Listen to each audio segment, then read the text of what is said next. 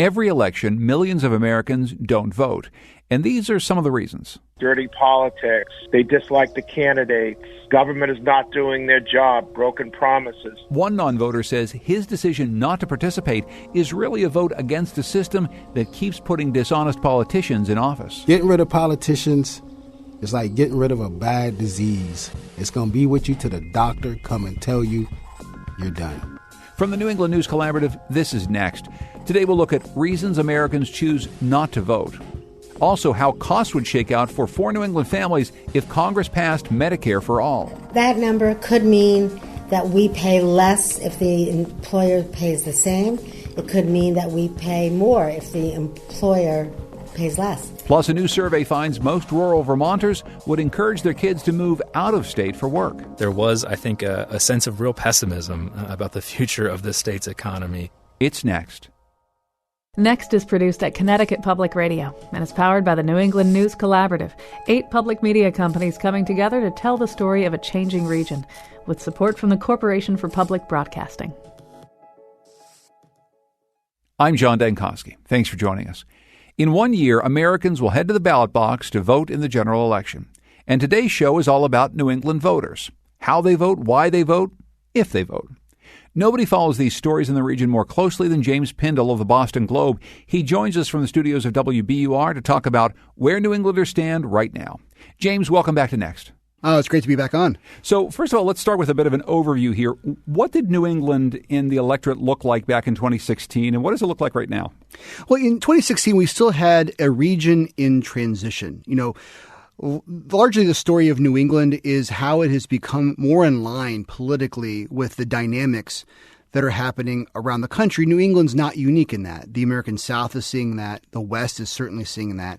We are in a moment of major political realignment. We don't have to get off topic, but we've seen this happen almost every 40 years. It's almost uncanny in American history where the parties shift places or they follow the dynamics of where the voters are.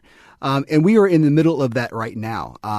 And one of the things we're seeing from 2016 to now is that nationalization really taking place. So in 2016, for example, heading into that election, we had more moderate Republicans in the state legislators, members of Congress. Obviously, Bruce Poliquin in Maine was a classic example of that. Susan Collins was a bigger deal. Just a couple of years before that, we had Olympia Snowe, also a moderate Republican senator from Maine. But we've seen over time now that this is largely a Democratic region. In fact, there's just one member of Congress of all the 33 that are Republican, and that is Susan Collins of Maine. So that's one thing that's really changed in the Trump era is the acceleration of how the region has become more nationalized. So do you think that we're losing something by New England becoming more like the rest of the country? Well, of course we are. The traditions of the stodginess of New England, there's probably 2 obvious areas where you've seen the most impact. First is on fiscal responsibility. Yes, I'm going to talk about that. We don't talk about the debt and deficit at all. In fact, it's an assumed bipartisan talking point that it doesn't matter. But for a while, Democrats didn't really want to talk about it. Republicans use it as a talking point. And now under the era of Trump, no one's talking about it at all. And debts and deficits have gone up. That's a sort of a New England town hall tradition to talk about that. The second part is probably more environmental conservation. Removing aside the threat of climate change, just an overall discussion about what can be done to preserve landscapes and traditions in small towns is something that's probably definitely lost. Susan Collins, as you mentioned, the only Republican in Congress, but we do have Republicans now running state houses in several states. And why is it that we don't want to send Republicans to Washington to represent us, but we're very happy to have Republicans running things at the state houses all across New England? Well, you're right. We have 6 states in the New England region. 3 are headed by Republican governors. 2 of them in particular, Phil Scott of Vermont and Charlie Baker of Massachusetts, are among the most, and even Chris Sununu are among the most popular in the country. Charlie Baker, of course, being the most popular, Phil Scott around number 3, Chris Sununu of New Hampshire at number 5. And one of the reasons that has happened is that particularly in Scott and in Charlie Baker's case, they are not a typical Republican. In fact, one reason why they are seen so positively among their Democratic, largely blue state constituencies is their either expressed or subtle definition of where they stand with Trump, which is not with him on most things. They will call him out consistently. Now, good. That's obviously good politics for them. But I think in general, I think a lot of folks, when they talk about a leader of a state, when a largely Democratic legislature, they like the idea of checks and balances. And then so that's why Republicans do so well, particularly in Massachusetts, where they consistently win. But you have some Democrats like Ned Lamont in Connecticut who's just not popular at all. And this is a very, very blue state. That's right. Of course, Ned Lamont is very unpopular. His predecessor was extremely unpopular, was for a while the most unpopular governor in America, another Democrat. One of the things that we found most interesting in 2016 was that there was one electoral vote for Donald Trump in New England, and that was the 2nd District in Maine. Was that an indicator of anything other than the 2nd District of Maine is just a very different place? I think it's an indicator, again, of how nationalized our politics have become, not to be a one-note Johnny here. But, Maine is very fascinating right now, where overall the state leans a little bit Democratic. But the state has 2 congressional districts that are south, which is very Democratic. In fact, Hillary Clinton won the southern district by about 15 points. And then the north, where the northern congressional district, Trump won by 11 points. So on the average, the Democrat Hillary Clinton won by something like 4.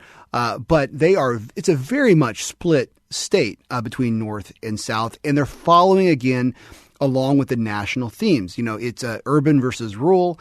It is guns are obviously a major topic, but it's also a cultural thing that's happening. Folks who may be in the 2nd congressional district, they may have more in common with folks in very Republican districts in the Midwest or somewhere else than they may have with what's happening in New York or Kennebunk.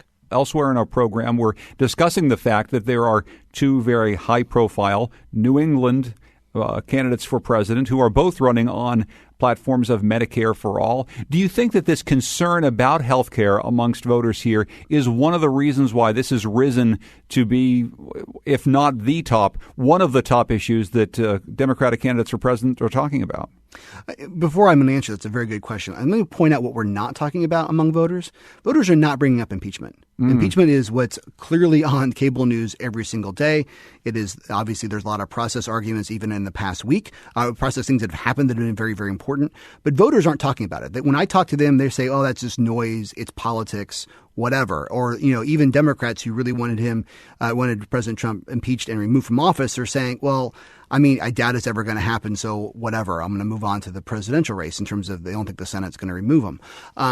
But as for your question about Medicare for all, I think one thing that's definitely happened is that clearly Bernie Sanders is now the intellectual father of the Democratic Party. Quite ironic, given that he's not even a member of the Democratic Party, technically still an independent. And if we're going to be honest about this, he hails from New England. He could hail from Oregon and have turned things around. I do believe that Vermont obviously allows someone like him to stay in office and remain in office. He is highly beloved, and for a while he was the most popular senator in the United States among his own constituents. So, clearly that certainly helps. But also what helps is that the people you're talking about, Sanders and Warren, come from very blue states that allow them to take positions like this and not face any consequences. That was James Pindle, a reporter for the Boston Globe who covers New England politics. He'll be back a bit later in the show.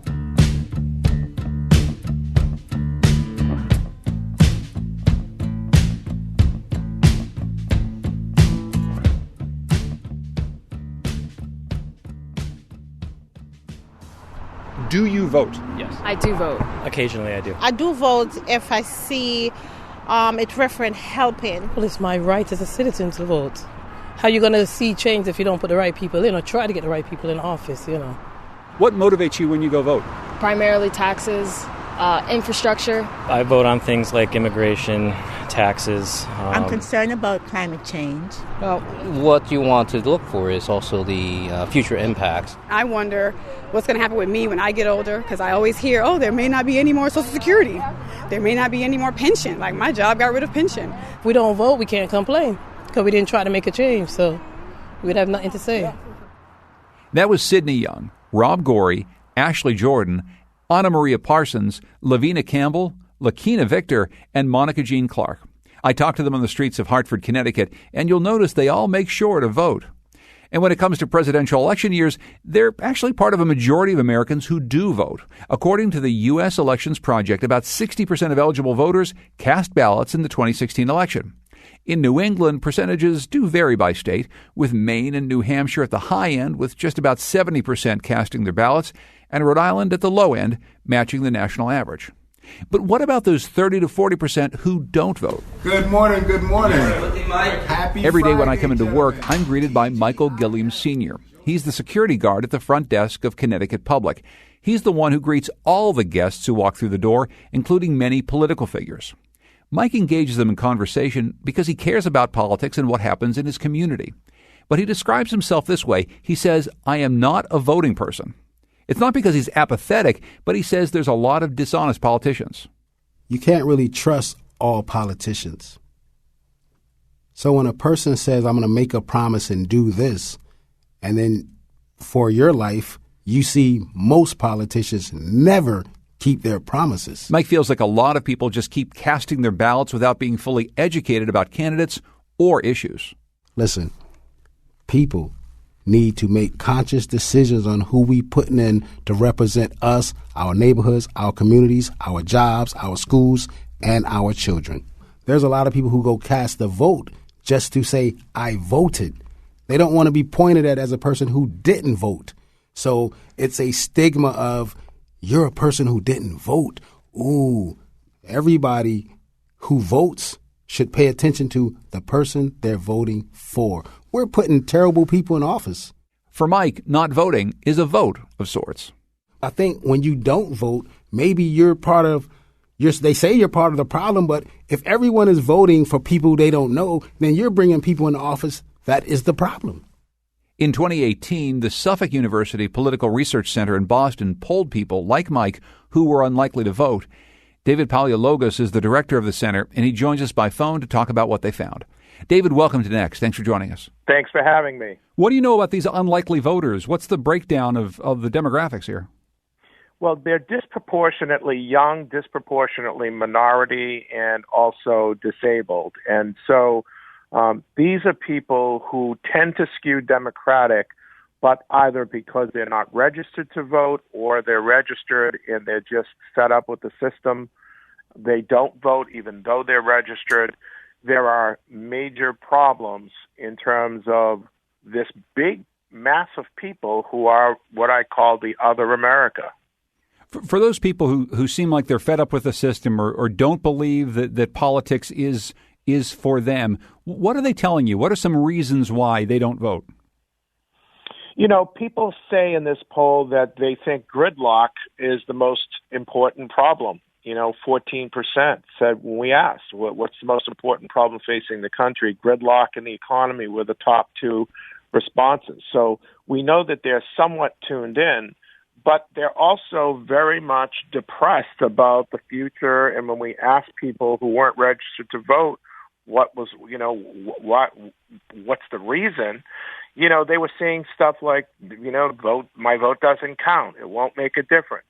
I don't care. I'm apathetic. I'm too busy. And then people who were registered, they were holding back voting for other reasons. Many of which were information driven. I'm not familiar with the candidates, 11%. Lack of information. My vote doesn't count, 9%. I'm too busy, and so on. So, you've got a couple of different cuts in terms of reasons Something that we hear a lot during election seasons from people who do vote and even from some people who don't is that this is a civic duty. And many actual voters say that's the reason that they do vote, because, you can't complain if you don't actually cast your ballot. What do non-voters or unlikely voters think about that? Are any of them actually engaged in that larger civic question about whether or not it's my duty to go out and cast a ballot? It's an interesting question because they are engaged on the one hand, but they still haven't budged in terms of telling us that they're not going to vote. Going into this poll, I thought that a lot of people in this survey would be people who don't follow the news. But we asked, the question, would you say you follow what's going on in government and public affairs? Almost 2/3 of respondents, of non-voters, said that they follow what's going on in government and public affairs either most of the time or some of the time. So we know that they're engaged, but they're just soured on the whole process of voting, and they're not enthusiastic, nor are they willing to get off the dime and get out and vote. When we asked what it would take to get you to vote in November, people were saying better candidates, better choices. That was one of the top responses, 12%. Some people said after the survey, I think I will go out and vote. But there were other people who basically said, nothing will change. I'm not interested in voting. It wouldn't take anything. It's not just the quality of the candidates that people are taking into consideration. There's a whole variety of political policy positions, different issues that they may care about. How much do you think that it's about the people who are running, and how much do you think that it's about the issues that they're talking about, or the issues that are in the, are in the air in politics at that moment? I think it's more skewed to the issues. We've noticed greater intensity in our polling of likely voters and engagement when there is a particular issue that resonates with people, specifically sexual harassment. We did a survey last December, in the polling that followed, the Harvey Weinstein and other parts of the Me Too movement that began. We found more engagement based on that one issue. When there's a school shooting, God forbid, when we're in the field after that, people are very much engaged in talking about gun violence. So I think issues are more important than the actual personalities, because, even when we had, a transformational president like Barack Obama in 2008, you still had people who hadn't chosen to vote in 2008. There were 80 million people that year who didn't vote. And then in 2012, when he ran for re-election, there were 90 million people who decided not to vote, who were eligible to vote. And in this past election, 95 million people in the Trump versus Clinton election, 95 million people. So that's the only number that's going up every 4 years, is the number of eligible people who are not voting in the country. Whereas the Democratic winner hovers around 65, 66 million, and the Republican candidate hovers in the mid-low 60s.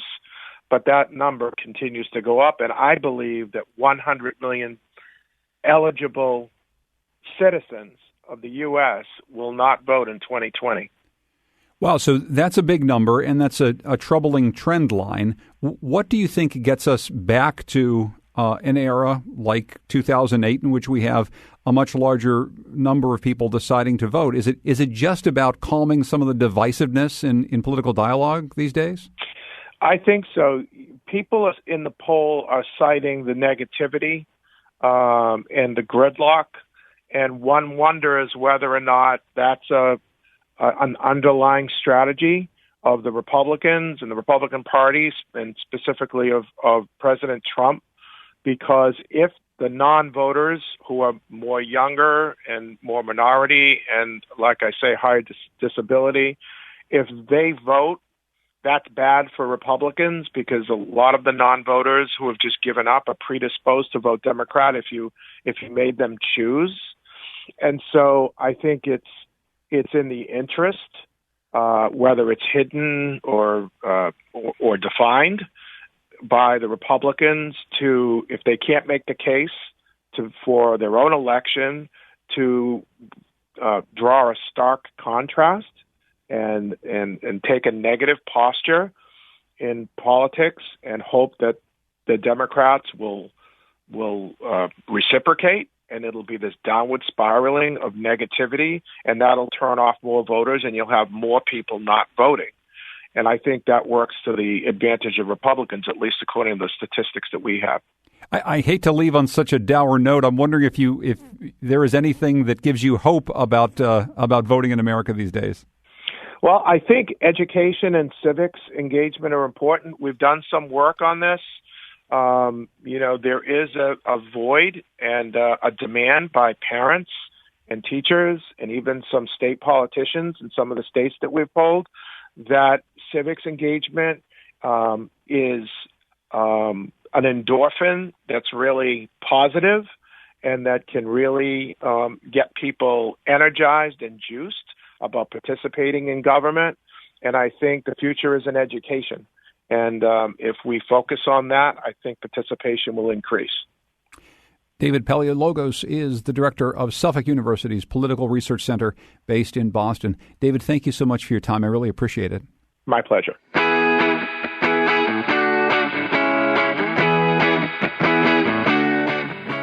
Coming up, a survey finds some surprising and not so surprising things about rural life in our region.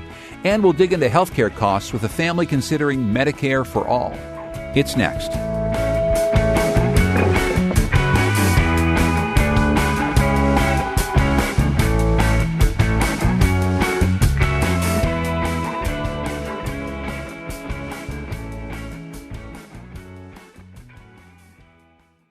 Next is made possible in part by our founding supporters, who believe in the power of collaborative news coverage, including the Common Sense Fund, supporting the New England News Collaborative and its coverage of climate change and the evolving clean energy economy. Support also comes from Douglas Stone and Mary Schwab Stone through the Smart Family Foundation of New York. Lots of things can push people to vote: a candidate, a political party, or an issue. Perhaps a more subtle influencer is quality of life. Vermont Public Radio and Vermont Public Television recently surveyed about 800 residents of the Green Mountain State, asking a wide range of questions about the challenges and promises of rural life in Vermont. Mark Davis is the assistant news director at VPR, and he joins us to talk about what the survey found. Mark, welcome to Next. Hey, thanks for having me. So why'd you focus on rural life in Vermont? Because it seems to be the one issue that overrides all other issues in this state. We spent a lot of time, for example, talking about lack of broadband. We have rural hospitals that are closing in this state. We're having a debate about closing schools that are losing population. Again and again, we sort of cover these issues that all seem to, at the end of the day, lead back to this one overarching story, which is the changing nature of rural Vermont, a lot of struggle in rural Vermont. So we wanted to really go to the source and try to tell that big picture story. We also wanted to have some hard numbers on a story that is often told through sort of isolated anecdote. I'm wondering if you were surprised by any of the results, because when I looked through this poll, there were a lot of things that people didn't seem quite as concerned about as maybe we would have expected. We had a lot of surprises in this poll that sent us scrambling, frankly. We thought we were going to be telling a lot of stories one way. We ended up telling them another, which is a wonderful reminder. For example, I mentioned broadband, which has just been topic A in the legislature for as long as many, many years now. And a lot of concern about people in rural, isolated areas not having access to broadband and what that means for the economy, what that means for their communities' futures. Again, this is a big topic in Vermont. We asked people about it, and 79% of people told us that access to high-speed internet, not such a problem for them. I would have lost a lot of money had I wagered on that one. And so we're not quite sure what that means, frankly. Perhaps in a lot of ways it means that government groups and community groups have been more effective than we've realized in addressing this problem. I think the other huge surprise for us was that we thought we would see a lot of geographic disparity. We thought that people who lived in Chittenden County, where Burlington is, our urban area, would answer questions a lot more differently than sort of the Northeast Kingdom up towards Canada. What we found again and again again, when we looked at the geographic divides, were that the answers were the same. What were some of the questions you asked where you had a pretty good idea of how people were going to answer and the poll came through, where you didn't have any big surprises? We asked about the dairy industry in Vermont, which is sort of an iconic part of the Vermont experience here. We asked how important it was to Vermont's sense of identity. No surprise, 93% of people said that the dairy industry was quite important to Vermont's sense of identity. Sadly, another question that came through about as we expected, we asked people, were you to advise an 18-year-old on whether to leave or stay in Vermont to build a successful life? The majority went with advising an 18-year-old to leave Vermont. Yeah, it wasn't a surprise to me, but I will say, Mark, there was some tension between that and some other results in your survey. So when you asked Vermonters why they stay in the state, the top answer was family at 41%. But here people are saying, family's really important. I love my community. My quality of life is pretty good. But to that 18-year-old, maybe you should go. Yeah, no, it's exactly right. The people gave us a complicated story. 78% of people said the quality of life in their local community was good or excellent. 78%. And yet a huge chunk of those exact same people would tell an 18-year-old to leave if they want to be successful. Perhaps one can surmise that people are worried about the future. And while they like it now, they are pessimistic about maybe Vermont's economy going forward. So what do you think you took away from this in terms of how Vermonters feel about their own lives and how they feel about the state? And do you think that it's going to tell you anything in particular about how they may vote in these important elections coming up in the next couple of years? I think there were two huge takeaways. The first of which is the level of education you have attained is a massively important factor on how you're doing and how you view your future. People who have high school degrees or less are living a far different life and have far different feelings about the future than people with college degrees, which is, perhaps on the surface not stunning, but again, the numbers here again and again, it just really hammered home that point. Point number two was that this state may not be as geographically divided as we tend to assume that it is. There are sort of strong regional identities in Vermont, and yet the answers people were giving really did not change too much depending on where they are. As far as the future, there was, I think, a sense of real pessimism about the future of the state's economy. And I think to the extent that it already isn't a huge topic in the legislature, it has to be more so in the years to come. You say that the geographic divide maybe isn't as stark as you would have thought.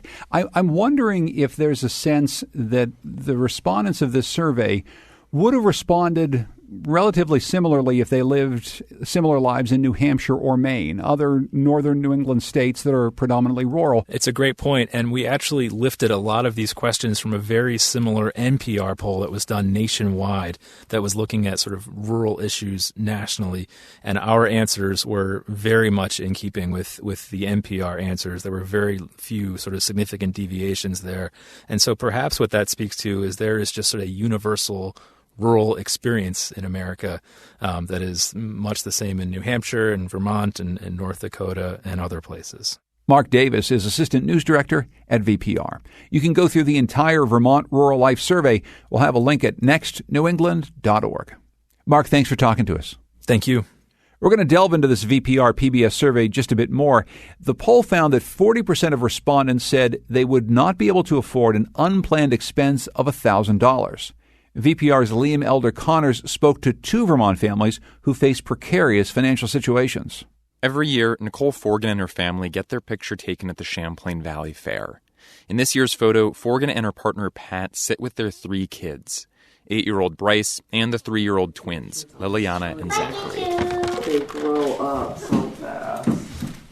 Liliana runs over as her mom takes the picture off the wall and starts naming everyone. Bryce, it's Zachary, Liliana, it's Mama, Daddy. Forgan smiles at her daughter and shoos away Cooper, one of the family's dogs. Weekends are busy for Forgan, who's 38 and lives in Milton. There are chores to do and errands to run.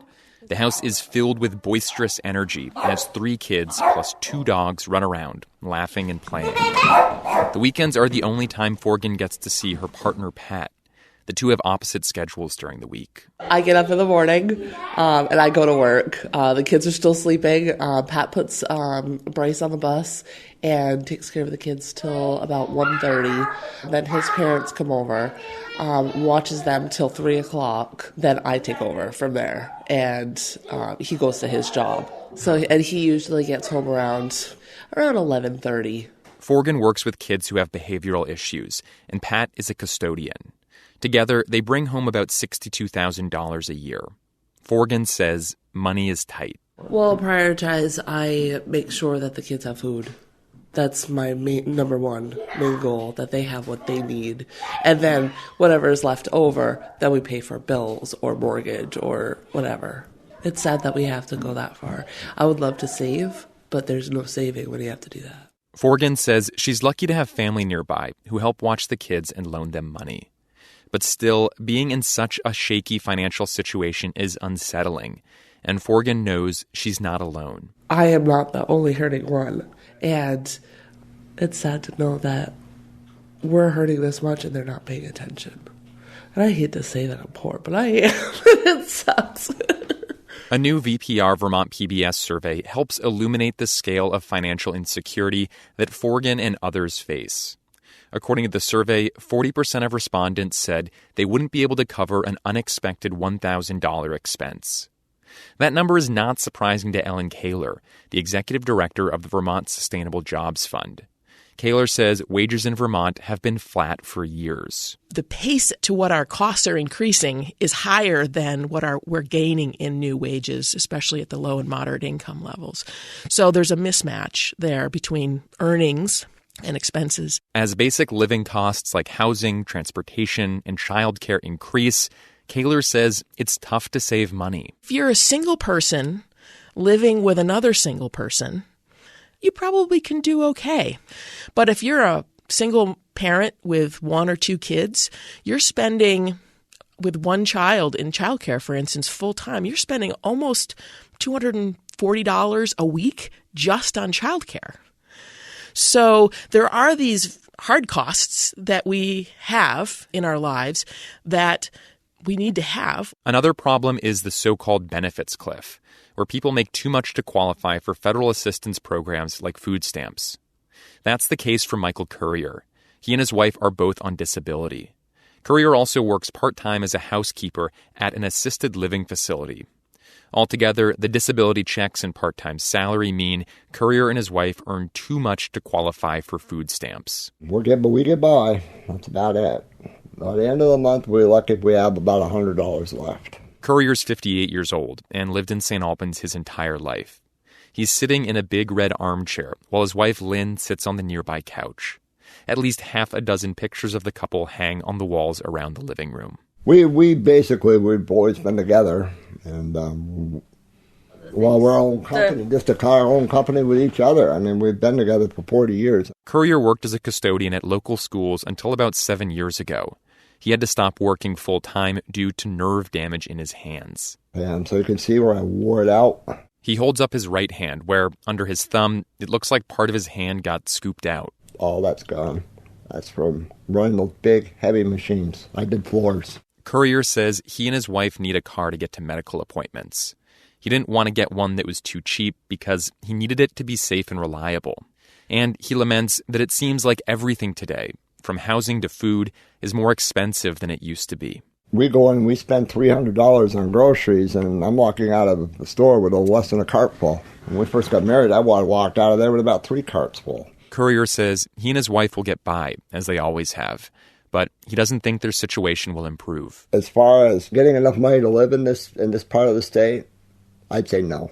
I'm not very optimistic about any of those things changing unless we can get somebody down in Montpelier that's going to start doing more. And right now they're just trying to please the taxpayers, the ones that are going to vote.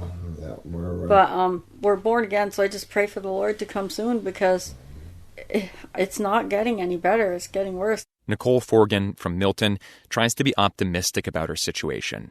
For example, she says when their heater broke, she was grateful it didn't happen in the winter. We didn't have to worry about sheltering in a hotel somewhere.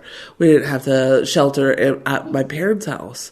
It could have been a lot worse. It's tough to stay positive, Forgan says. She believes there's light at the end of the tunnel, but she says that tunnel keeps getting longer. For the New England News Collaborative, I'm Liam Elder Connors. One of the biggest reasons people face unexpected expenses is health care. A sudden doctor's visit or ambulance ride can be financially crippling, whether you live in rural Vermont or greater Boston. That's why the idea of Medicare for all is getting a lot of attention in the 2020 presidential race, especially from two New England candidates, Elizabeth Warren and Bernie Sanders. But there's very little information about what these plans would mean for you and your neighbors. So today we'll take a look at one issue, individual costs.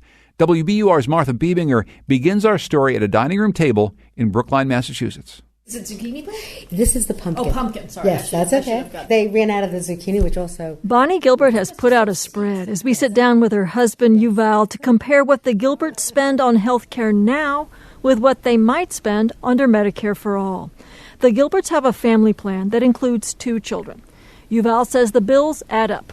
Usually one big event per year where we have a big expense. Like an overnight evaluation for Bonnie when she experienced chest pain. With kids, we will end up in an emergency room at some point during a year, and that is an automatic $500 out of pocket.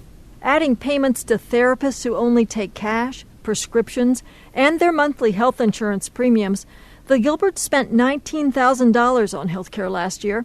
When the Gilberts include what Bonnie's employer paid toward the family plan, the total is $33,000.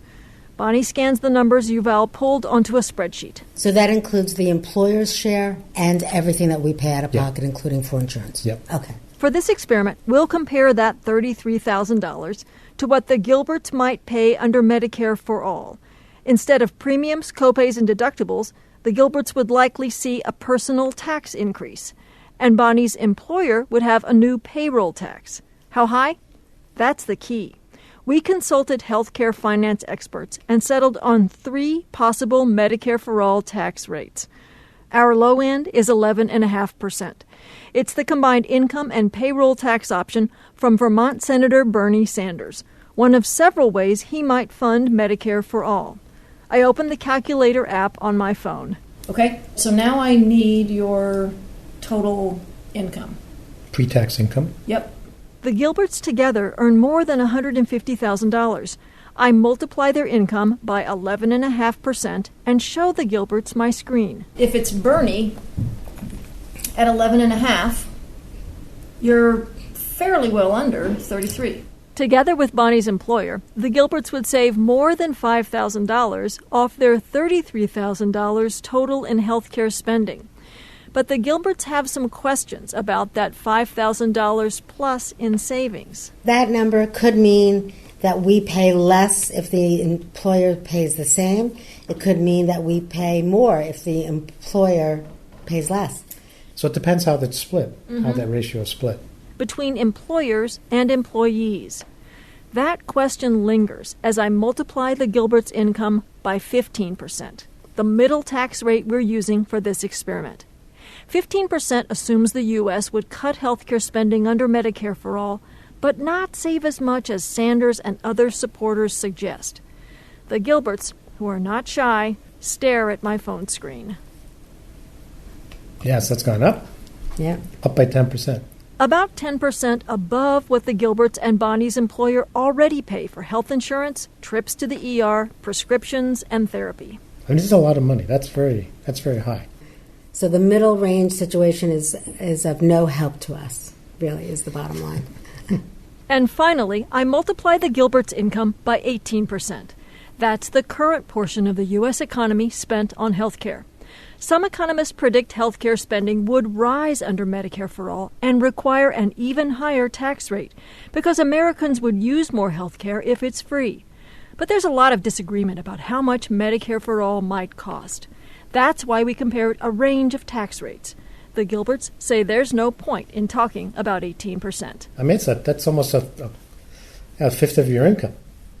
But you know what this all says to me? It says to me how ridiculously expensive our health care is in this country. And so that even when you bring in these different systems, you can't bring down our costs without going to what we're being charged for things. That is my takeaway. paying hospitals and drug makers less would be part of a heated debate if there is serious consideration of Medicare for all. We don't have the answer. We're just very nervous.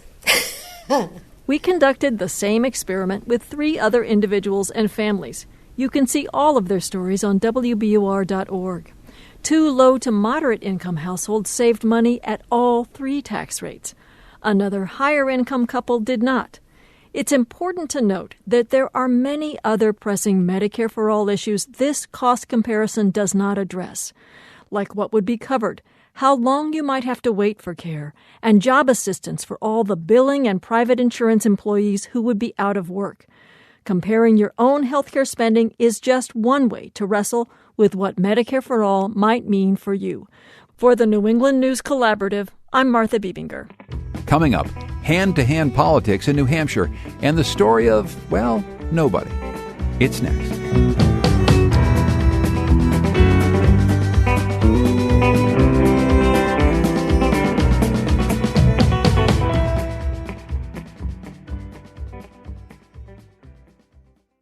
Next is made possible in part by our founding supporters who believe in the power of collaborative news coverage, including the John Merck Fund, supporting the New England News Collaborative and its coverage of climate and clean energy.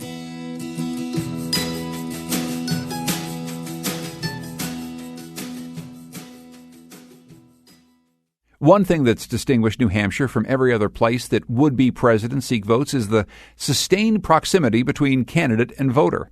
NHPR's Josh Rogers takes a look at the strategies the 2020 candidates and voters are using to navigate those personal, up-close interactions.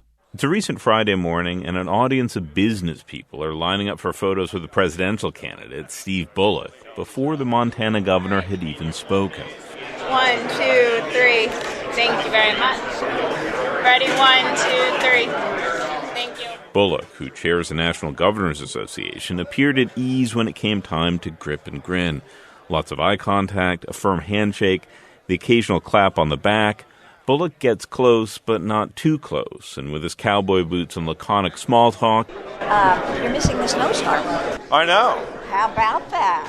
Well, I left yesterday and there was snow. Oh. Bullock worked his image as a Western state politician without overdoing it. Thank you. I much rather would have gone out to Montana to see it. It's not a bad spot, although you have some real beauty here as well. This is what New Hampshire offers voters and candidates alike: face-to-face interaction, the chance for small talk, and everyone, candidate and voter, gets a chance to feel improved by the experience. And every candidate has their own set of techniques for executing the transaction. I've learned how to do everything in New Hampshire. When Minnesota Senator Amy Klobuchar visited last week, she name-dropped people. 2 of my best friends in the U.S. Senate, Jeannie Shaheen and Maggie Hassan. Places. Okay, I haven't been to Max Apples yet. There we go. But I eat Stonyfield yogurt, so there you go. Even pronunciations. Let's see, I can say everything right. Concord, Winnipesaukee, Berlin. What? I said Berlin. Voters here will tell you they want candidates to show they're trying to connect, but defining what that even means is a challenge. This is not in the cognitive part of your brain. This is in a different part. This is somewhere in your limbic system. You know, it's where these sort of relationships develop. Shannon Mills, a retired dentist, was among the voters who filled a Concord coffee shop to see Klobuchar. He thinks getting as close as possible to candidates, he's seen 5 so far this year, is important. In 2008, I had a lot of questions about Barack Obama. But when I heard him speak in person, I just had a very, very different experience. You know, so I was trying to figure out, well, do I want to support this guy? And I ended up supporting him right down the line. That changed my mind, seeing him in person. Mills believes the conversion experiences voters can have when they get close enough to a candidate to connect go beyond logic. But that's not to say the conversions aren't induced by the practiced moves of a politician. Marilyn Hoffman lives in Londonderry and is a regular at Democratic campaign events. She thinks candidates would be wise to see New Hampshire as a place to hone their skills, or else. You know, I remember like John Kerry would go on for 45 minutes and, you know, they finally got him down to 20 or something, you know. But they learn their chops here, really. And to be a good president, you have to successfully communicate with ordinary people, not just donors. And lessons candidates can learn here are on display right now. When Bernie Sanders won the New Hampshire primary 4 years ago, the Vermont senator mostly gave speeches. This year, he's added events where he walks around the room interacting with voters more closely, almost like a daytime talk show host. Richard says we're moving toward an oligarchy. What do people think about that? Is that true? All right. What are the implications? What does it mean for American society that we're moving toward or maybe are in an oligarchy? Yes, ma'am. Stand up, please. Give us your name. Newer candidates to the New Hampshire campaign trail and the intimacy with voters it affords are also learning, occasionally in real time. Here's New Jersey Senator Cory Booker picking up a lesson about oversharing during a visit to St. Anselm College. Right? Yes. So what's my excuse for having a serious dad bod as a vegan? So my question is about... Kevin's like, enough. My question. Yeah. My question regarding China. Just wanted to get your current... Candidates and voters here will have hundreds more face-to-face interactions between now and primary day. For people who make seeing candidates up close a priority, people like Donna Moore and a teacher from Hooksett, these interactions boil down to a basic proposition. For me, I just try to find someone who doesn't look like they're BSing the whole thing. And that's a test for candidate and voter alike. For the New England News Collaborative, I'm Josh Rogers. Even with a big field of candidates, if you ask some voters about what candidate they like, their answer is nobody. And in New Hampshire next year, nobody is actually a candidate. James Pindle of the Boston Globe is back to talk about him. His name is Rich Paul, his name was Rich Paul. He's a quirky guy. He's a really fun guy. He's lives in what I would call a libertarian flophouse. Rich Paul legally changed his name to Nobody and ran for mayor of Keene, New Hampshire this fall. He got 47 votes and did not move past the primary. The inspiration for his name change was a sign. Outside of this libertarian flophouse, that's why I bring it up. There was a sign that was like, vote for nobody because nobody cares about you, nobody, whatever. He thought that was funny, but also a very negative message. You should vote. So he's like, well, what if I change my name to Nobody? And then I try to make it a nobody cares about you more sort of thing. The Libertarian Party is not a recognized party in the state of New Hampshire. They have not had enough electoral success to be one. So he's going to run within the Republican Party to challenge incumbent Governor Chris Sununu. He probably will get more than 47 votes, may not get more as a percentage of the votes when that happens next September. It's amazing. So only 47 votes as he runs for mayor of Keene, New Hampshire, but he's going to try to take this all the way to the State House, huh? Yeah, he says the way he puts it, the voters of Keene have clearly spoken. They do not want me to be mayor, but they may want me to be governor. Yeah, I asked him, did you talk to your parents about this? He's an older man. He said, yes, as they know I'm weird. They weren't surprised if any of their kids was going to do this, it would be me. And they also know that by the time I die, my name will probably be Rich Paul again. James Pindle, that's his real name. He's a reporter for the Boston Globe who covers politics all around New England. James, thanks so much for joining us. I really appreciate it. It was a lot of fun. And it's been fun getting to explore New England with you. This is my final week hosting Next. My next project will keep me right in this region and periodically on this show, digging into the kinds of questions we talked about today leading up to the election. You can find our show wherever you get your podcasts. Just search for Next New England. Next is produced by Morgan Springer. You can join her for next week's program. Our digital producer is Carlos Mejia. The executive producer is Katie Tolarski. We had help this week from Matt Lissette and Peter Engish. Music this week is by Todd Merrill and Goodnight Blue Moon. I'm John Dankowski. The New England News Collaborative is powered by the Corporation for Public Broadcasting, Connecticut Public Radio, Vermont Public Radio, New Hampshire Public Radio, Maine Public Radio, New England Public Radio, WBUR, WSHU, and the Public's Radio.